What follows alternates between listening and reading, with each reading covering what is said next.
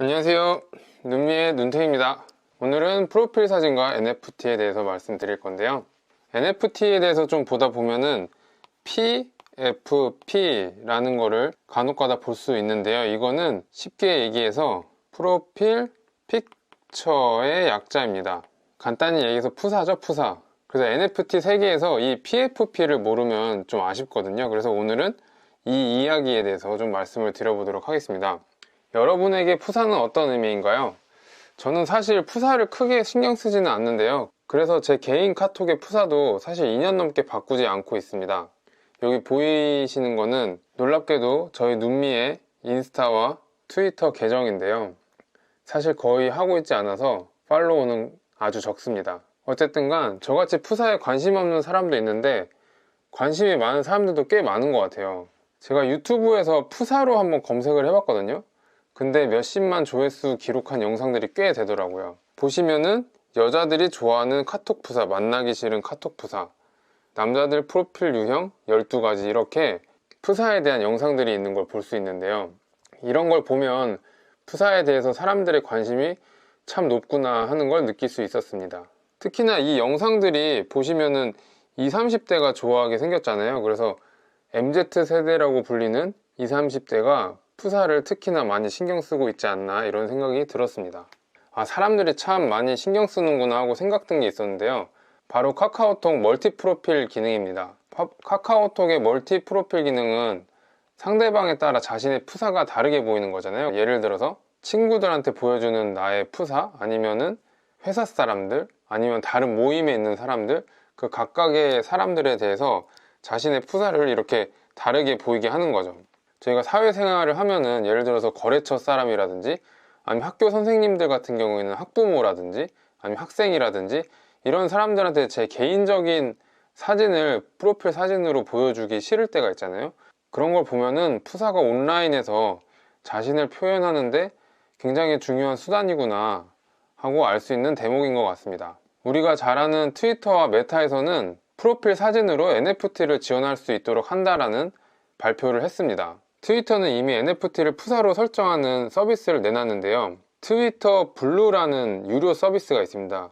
이건 미국, 뉴질랜드, 그리고 몇 개국밖에 지금 서비스를 안 하고 있는데 이 서비스에 가입을 하면은 푸사를 NFT로 설정을 하고 이 푸사가 NFT라는 걸 사람들한테 표시를 할 수 있습니다. 그걸 어떻게 알 수 있냐면은 대부분의 푸사는 이렇게 동그란 모양인데 간혹 가다가 이렇게 육각형 모양이 있습니다. 이거는 내 푸사가 NFT다 이런 거를 보여주는 모양인데요. 한번 실제로 어떻게 보이는지 인터넷에 들어가서 보도록 하겠습니다. 여기 보시면은 GM 렌더라는 사람 보면 이렇게 약간 육각형으로 되어 있잖아요. 그리고 엑스카피는 유명한 NFT 아티스트인데 이 사람은 동그라미로 되어 있고, 니프티 게이트웨이는 NFT 마켓플레이스죠. 육각형으로 되어 있고, 이 사람은 동그랗고, 이렇게 각각 다른 모양인데요. 니프티 게이트웨이 한번 들어가 볼까요? 이거를 한번 들어가 보면은 이렇게 정확하게 육각형 모양인 걸 볼 수 있습니다.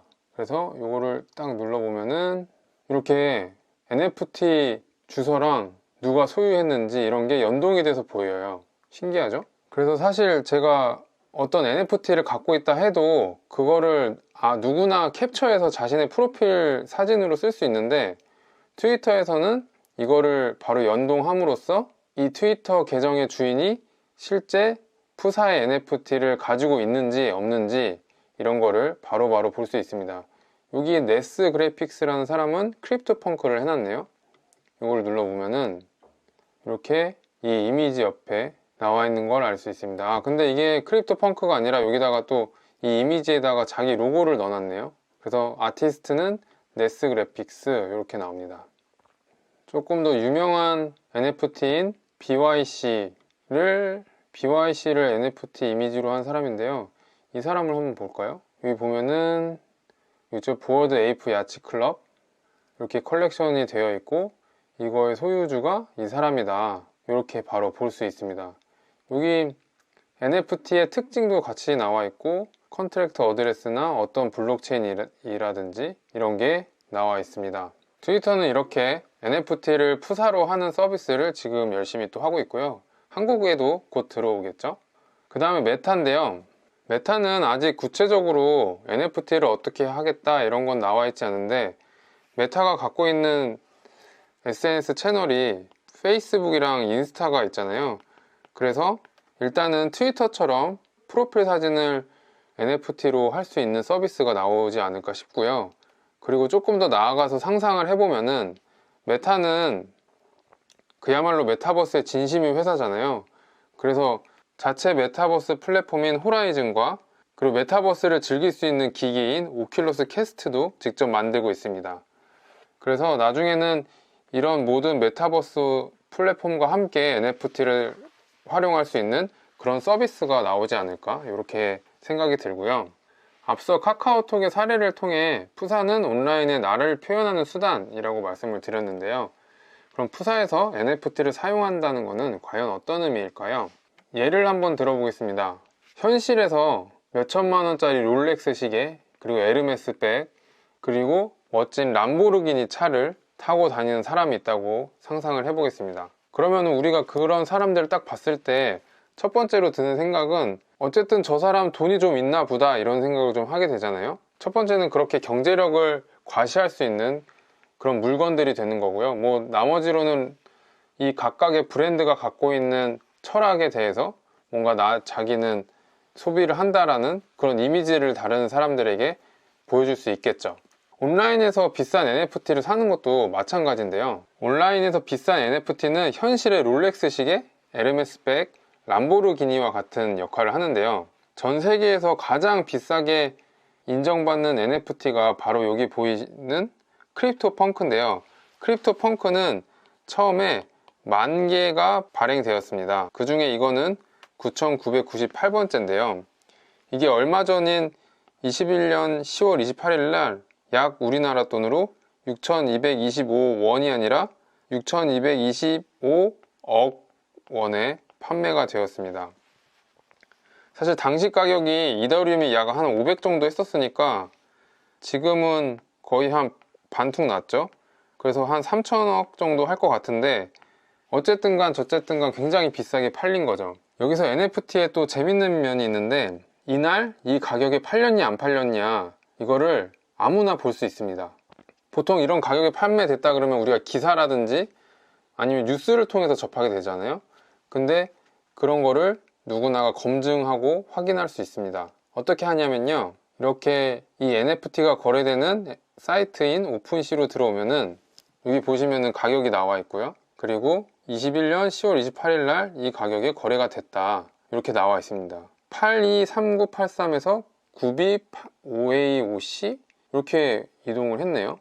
그리고 직전 거래 가격도 볼 수 있어요. 3개월 전에는 110이더리움이었는데 어떻게 이렇게 비싸게 팔렸을까요? 이건 약간 조금 이상하네요. 냄새가 나긴 하는데, 누군가가 의도적으로 뭐 가격을 띄웠을 수도 있고 뭐 여러 가지 사정이 있었겠지만, 어쨌든 간 이 가격으로 거래가 됐다는 거는 누구나 확인을 할 수 있습니다. 그런데 이렇게 이전에 거래된 기록들이 다 남아 있기 때문에 이 거래는 조금 이상한데, 이렇게 또 생각을 할 수 있는 거죠. 이런 면에서 NFT가 참 매력이 있는 것 같아요. 거래 내역이 투명하게 공개된다는 점. 네, 다시 본론으로 돌아와서, 이런 NFT를 만약에 제가 프로필 사진으로 했다고 합시다. 그러면은 온라인에서 누군가가 제 아이디를 봤을 때, 와, 이 사람 진짜 돈 많나 보다, 아니면은 와, 이 사람 진짜 이 크립토 월드에 있어서는 굉장히 힙한 사람인가 본데, 좀 한따까리 하나 본데, 이런 생각을 하게 되는 거죠.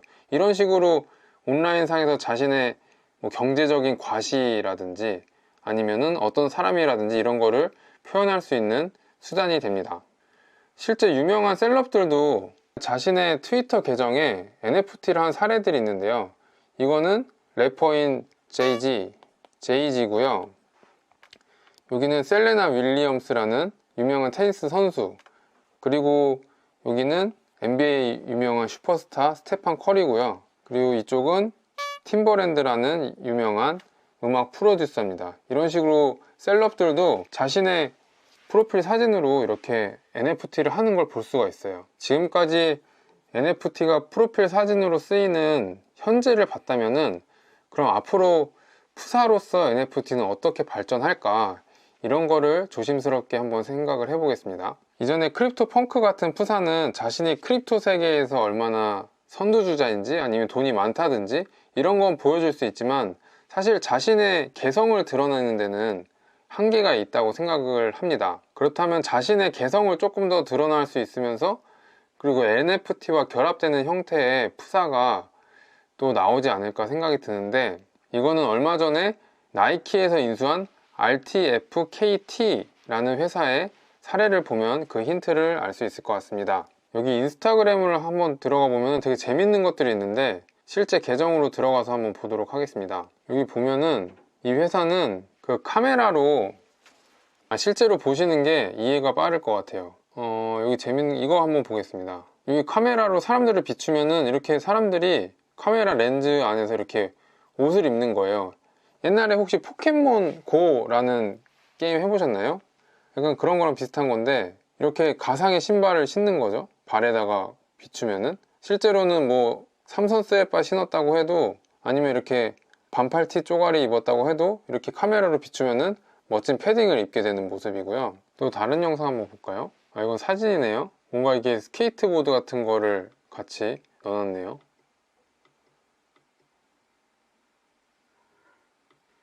이 회사가 또 재밌는 것도 많이 하는데 일단 여기까지만 보여드리고요. 이런 식으로 증강현실 기술을 이용해서 자신의 모습과 그리고 NFT를 입혀가지고 그런 형태로 사진도 찍고 영상도 만들어서 그런 거를 푸사로 할 수 있는 그런 형태로 나오지 않을까 저는 생각이 들고요. 그리고 우리나라에서는 결국에는 카카오톡도 NFT 프로필 사진을 서비스로 지원을 하지 않을까 이렇게 또 생각이 듭니다.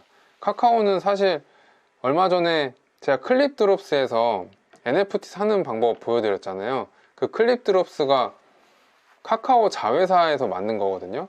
그렇기 때문에 카카오톡도 저는 거의 100% 아니 거의 완전 높은 확률로 프로필 사진으로 NFT를 할 수 있게 서비스를 지원한다고 봅니다. 그럼 여기까지 NFT와 프로필 사진의 관계에 대해서 말씀을 드렸고요. 영상이 유익하셨다면 구독과 좋아요 부탁드리고 궁금한 거 있으시면 댓글 많이 남겨주세요. 그러면은 또 열심히 찾아보고 하나하나 정성껏 답글 달도록 하겠습니다. 그러면은 감사합니다. 다음에 또 봐요. 안녕.